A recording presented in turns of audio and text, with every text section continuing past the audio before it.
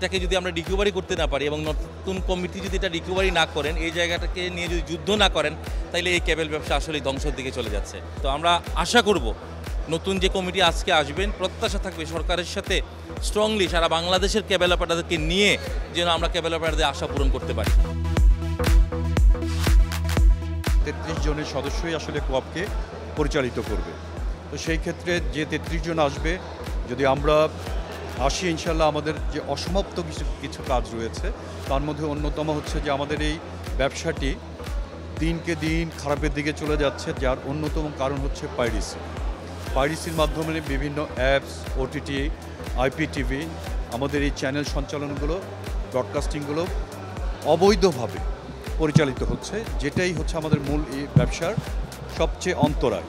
সেই জায়গাটাকেই আমরা কনসেন্ট্রেট করব। আমাদের নতুন যে কমিটি আসবে, সেই কমিটিতে আমরা প্রথম যে কাজটি করার চেষ্টা করব সেটা হচ্ছে যে পাইরেসির বিরুদ্ধে আমরা যুদ্ধ ঘোষণা করব।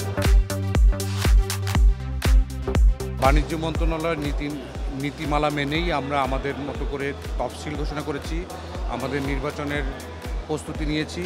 তারই ধারাবাহিকতায় আজকের এই নির্বাচন, আমরা সকাল 9টা থেকে 4টা পর্যন্ত এই ভোট গ্রহণ চলবে এবং যারা ভোটার আছেন, সম্মানিত ভোটাররা, ওনারা দেশে মানে ঢাকার বাইরে বিভিন্ন জেলা থেকে ওনারা অনেক কষ্ট করে ভোট দিতে এসেছেন এবং ওনারা ভোট প্রদান করছেন।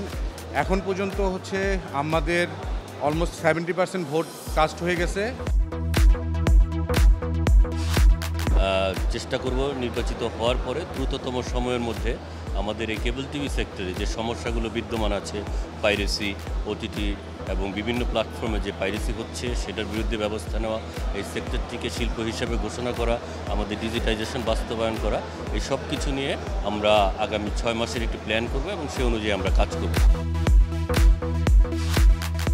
তবে আমাদের সবচেয়ে বড় যে সমস্যাটা হচ্ছে যে বিভিন্ন ওটিটি প্ল্যাটফর্ম, ইন্টারনেটের মাধ্যমে যে লিনিয়ার টেলিভিশনগুলি অবৈধভাবে তারা চালাচ্ছে। এইটা সরকারের কাছে আমার আকুল আবেদন থাকবে। আজকে 5 লক্ষ লোকের কর্মসংস্থানের একটা জায়গা, এটাকে যদি ঠিকভাবে পরিচালনা করতে হয় তাহলে অবশ্যই প্রথমেই এই আইএসপি যারা আছে, ইন্টারনেট সার্ভিস প্রোভাইডার, ওনারা যে চ্যানেলগুলি দিচ্ছে লিনিয়ার টিভিগুলি, এটা ইমিডিয়েট বন্ধ করতে হবে। 38 জন প্রতিদ্বন্দ্বিতা করেছেন, এর মধ্যে 33 জন বিজয়ী হয়েছেন। আমি আপনাদেরকে সম্মিলিত পরিষদের 33 জন পাশ করেছেন, সেইটা আমি ফলাফল আপনাদেরকে ঘোষণা করলাম।